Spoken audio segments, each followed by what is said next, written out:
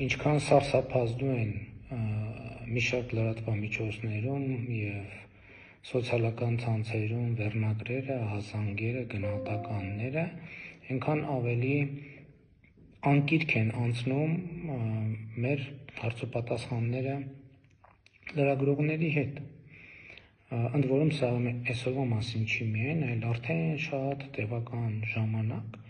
ինչ նշանակում է, որ սոցիալական ցանցերում և որոշ լրատվամիջոցներում բարձրացվող փոթորիկները